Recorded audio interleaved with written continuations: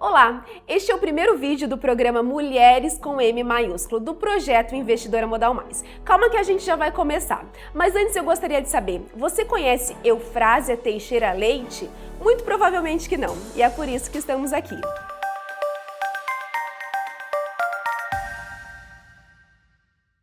Hoje você vai conhecer a história da maior investidora do Brasil, uma história que você não pode deixar cair no esquecimento. E para falar dessa história, trouxemos outra mulher com M maiúsculo. Mariana Ribeiro, analista financeira e analista CNPI, estudou por quase 8 anos sobre a história de Eufrásia, a maior investidora financeira. Mariana, obrigada pela sua participação. O que te fez se interessar tanto assim pela história de Eufrásia? Eu me formei em Relações Internacionais, mas fui direto para o mercado financeiro. E no mercado eu percebi a falta, das mulheres. Eu entrava na mesa, nas operações e não via. E aí comecei a me questionar o porquê disso, se era uma questão cultural, o que influenciava. E aí eu me perguntei a questão de quem teria sido a primeira mulher a investir na bolsa. E nunca me passou pela cabeça que ela tinha sido uma brasileira. Então, de início foi na mesa de operações de uma corretora? Foi logo que eu iniciei o estágio, eu já fui direto para uma corretora e percebi ainda essa dificuldade de ter mulheres no mercado financeiro.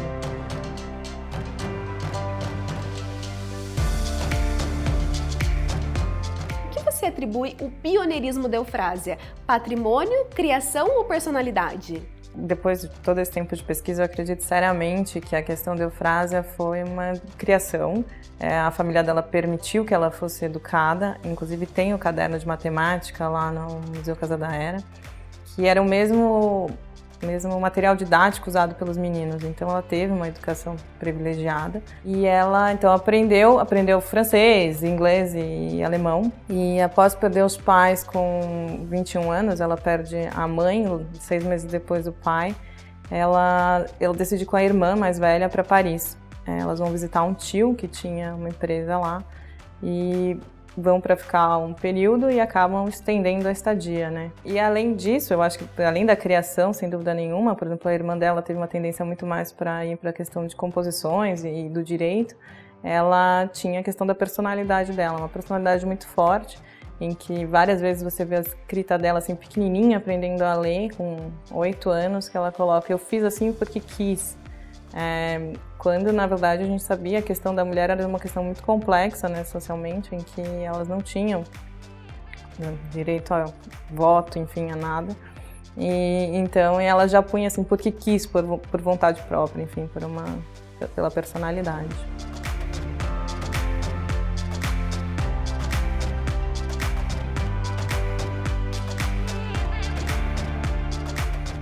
Quais as principais limitações que a Eufrásia sofria naquela época por ser mulher? Além dos direitos civis, que elas não podiam exercer várias funções sociais, então, por exemplo, se ela recebesse algum dinheiro, enfim, toda a movimentação bancária era feita por um homem da família, sendo ele o pai, na falta dele, o marido ou o padrinho. E na época, o que se falava na questão dos textos, assim, do que era publicado, é que uma mulher que fosse para o mercado, ela teria tipo um coração de pedra. Ela não teria características para depois ser casada, assim, para ser desejada para um casamento. E essa era a principal função, que a mulher tinha na época. Tinha 2 andares da Bolsa de Paris. Ela só podia ficar no 2º andar, da onde ela fazia as boletas, ela assinava, mas para estar no 1º andar, que hoje a gente chamaria de pregão viva voz, ela tinha que pedir para um intermediário, que é o Guggenheim, que levava nos pitches de negociação para fechar as negociações. Então ela não podia entrar nesse recinto por ser mulher? Por ser mulher, ela só podia ficar no 2º andar observando, Então, eu acho que essas foram as principais dificuldades que ela teve.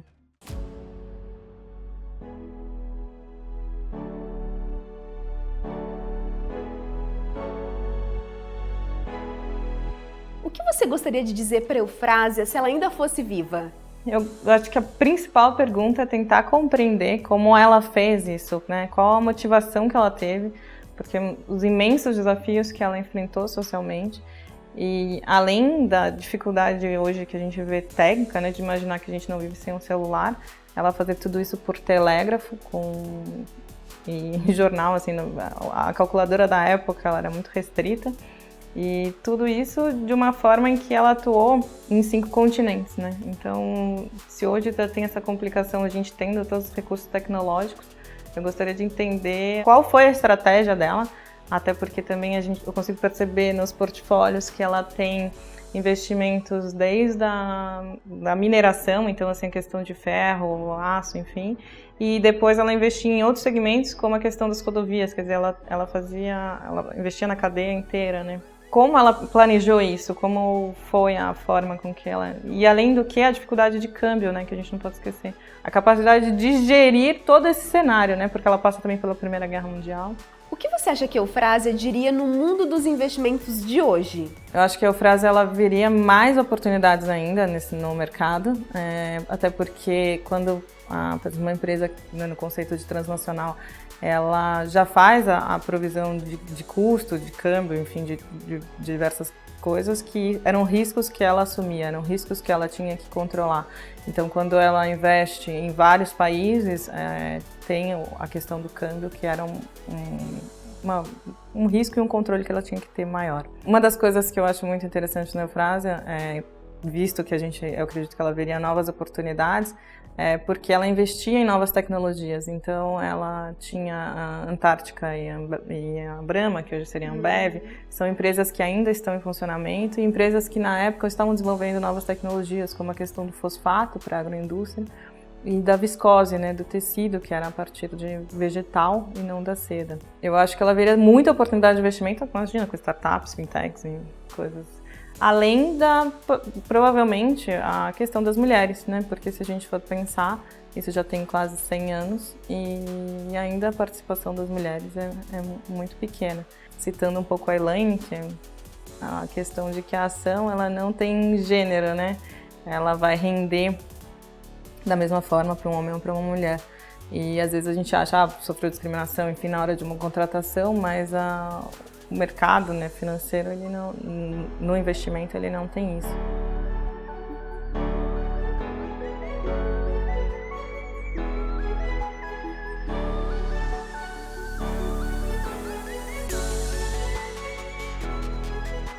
Mariana, você poderia contar pra gente agora sobre o legado e o patrimônio que a Eufrásia deixou? Tem a questão da representatividade, que é essencial hoje, né?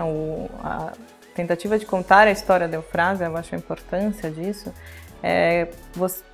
você só consegue almejar ou ter interesse em uma área se você consegue se ver, né, de alguma forma. Então, o fato dela ter feito de uma forma tão brilhante essa gestão de patrimônio é uma forma de representatividade para as mulheres que estão no mercado, né, se sentirem convidadas a tentar, né, já que ela com tantas restrições conseguiu fazer isso, imagina não tendo, assim, hoje a gente já teve a questão de voto, enfim, mas do patrimônio foram diversos bancos, né, a partir do momento que o inventário começou a ser questionado e pedir para enviarem os documentos para o Brasil, os bancos começaram a mandar os extratos, os portfólios. Um dos portfólios que estava no banco em Paris, ele tinha mais de 270 posições acionárias. E aí, para dar uma ideia, tinha desde produção de algodão, linho, tem questões na Dinamarca, Polônia, Romênia, Rússia, são tantos países. E na hora que eu comecei a catalogar, eu não acreditava quando eu encontrei todos esses documentos. O pedido do inventário foi para que, ela deixou isso em testamento, fosse feito um hospital em Vassouras. Vassouras estava com o solo já exaurido do café, uma cidade que estava empobrecida. E ela pediu para ser feito um hospital e escolas, uma escola para meninos, uma para meninas, com técnico, e que fossem mantidas bolsas, né, de ensino e não tivesse nenhuma discriminação na escolha, e que fosse bancado, inclusive, como internato, né, para quem não tivesse na região. Não conhece Vassouras? Vassouras é uma região de agronegócio, de rural, enfim, em que o acesso às vezes era complicado, então para essas crianças ficarem lá e estudarem. Esse hospital ele continua funcionando, ele é o único que tem UTI na região, ele atende diversos municípios e parte do dinheiro é o aluguel ainda dos imóveis que foram de Eufrásia. E a forma acho que o legado dela principal foi, ela não tinha opção de fazer como Mauá fez numa questão da indústria, por ser homem, ele podia ser um industrial e ter essa função social, e a ela não foi permitido. Então ela vê, através da Bolsa de Valores, sendo acionista, uma forma de atuar socialmente, no sentido de que ela tem uma estrutura, ela cria uma estrutura financeira, um patrimônio, e ela começa a atuar em diversas áreas. Então, questão de maus tratos aos animais, ela faz doações à questão, porque em Paris você tinha os cavalos, os bondes, as bicicletas, estava aquele caos automóvel, início do século XX, então estava aquele caos social, então ela começa a participar de reuniões na prefeitura de Paris, para ver como eles fariam isso, né, de uma forma mais organizada. Ela mesma andava de bicicleta, além de ter um automóvel. Isso que a gente devia fazer hoje, né? Então... Muita gente vive no padrão que não pode. Ela era o contrário, vivia no padrão muito abaixo.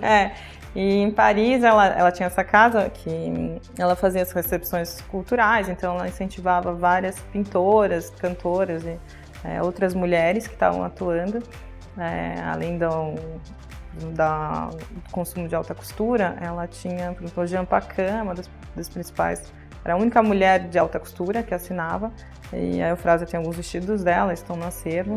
Então acho que do legado da Eufrásia, a principal questão, além de tudo, é a representatividade, né? A questão de dela mostrar que é possível, né, investir, é possível quebrar barreiras, fazer de uma outra forma, porque ela percebendo isso, que sendo acionista ela tinha uma voz, né, uma voz social, ela impacta socialmente, então ela coloca a questão da Primeira Guerra, quando tem os soldados, né, da Primeira Guerra que aparecem, então, a questão do deficiente físico, que antes era escondido publicamente, não se aparecia um deficiente, né, em público, e aí tem uma questão de como ele era um herói de guerra e deficiente, né, então como ressocializar, e além das questões psicológicas, que eles não tinham ainda uma opção de tratamento, desses soldados que lutaram na trincheira, que tiveram na linha de frente, voltando para Paris. Então ela passa a frequentar um grupo, né, que fazia todo um estudo econômico e político de como gerir fundos para ressocializar esses soldados. E por último, Mariana, você poderia comentar sobre a capacidade da Eufrásia de gerir portfólios? Porque eu sei que ela investia simultaneamente em 17 países, 5 continentes e 9 moedas. É verdade isso? É impressionante, né? Seria difícil hoje, né? Imagina sem esses recursos tecnológicos, tudo por telégrafo, tudo na ticker tape, né? Que elas recebiam aquela fita, que hoje a gente fala da leitura de fluxo, que ela recebia as informações dos últimos fechamentos. Mesmo os gráficos eram feitos manualmente. Eu acho impressionante porque são 5 continentes, né? Então, se a gente for falar, ela tem desde produção de algodão, extração de borracha, mineração, rodovia, produção têxtil, que é de novas tecnologias. Então, assim, são vários segmentos. Hoje é muito setorizado, né? A gente, mesmo como analista, a gente normalmente faz análise por setor. E ela tinha que ser localmente, né? Porque não existia o conceito de transnacional, então ela tinha que estar num país, então assim, tinha no Chile, tinha que ter as ações em custódia dela, na Rússia, na Polônia, nos Estados Unidos, então todas essas ações elas estão no inventário, né, tem o registro, porque depois quando elas foram executadas, e algumas ainda estavam em custódia do banco, então você tem a documentação dos extratos bancários, isso é bem detalhado. O inventário dela tem 30 volumes, a primeira vez que eu fotografei o inventário eu saí com quase 8.000 imagens de lá, para poder começar a ver, né, o tamanho desse portfólio. Porque de um dos bancos, que é o primeiro banco que responde, é o de Paris, ele fala em 262 posições acionárias. Então, né, desde Shell e... É muita coisa. Se a gente for ver, o Ibovespa tem lá só 60 ações, 60 e pouquinho, ela tinha... 260 só no Banco de Paris. Tudo foi executado durante a crise de 30, né? No início, né, da crise. Então o inventário optou por executar para juntar o dinheiro o mais rápido possível, mas no maior momento de perda, pós-crise de 29. E se tivesse pensado na questão da gestão do portfólio dela, talvez tivesse uma forma melhor de executar, e mesmo assim a fortuna que ela deixou, se a gente pensar hoje, uma casa na rua na Bassanon, em Paris, está em torno de 160 milhões de euros. Então, em Paris, só em Paris. Além de todas essas ações que Assim, foram compradas em títulos de dívidas do governo, o dinheiro dela comprou 27 mil títulos do governo que gerariam renda para esse hospital, para essa escola. Então, por isso que o inventário tem 30 volumes, é um negócio imenso. É muito dinheiro e são 5 continentes. Tá certo, Mariana, realmente a Eufrásia aí foi uma mulher de M maiúsculo. Obrigada novamente pela sua participação. Obrigada por poder contar essa história incrível da Eufrásia. E para seguir a gente é o Quero Ser Eufrásia no Instagram, que é um projeto para capacitar mulheres no mercado financeiro, tanto como investidoras quanto como profissionais. E, gente, quer saber mais sobre a história da Eufrásia? Na página da Investidora Modal Mais tem um e-book contando toda a sua história. Aí você vai ver que investimentos não é só para homens. Aí, se você conhece alguém que precisa saber sobre nós, compartilhe esse vídeo. E não pensa que acabou não. Na semana que vem a gente tem mais vídeos com mais novidades. Até a próxima. Tchau, tchau!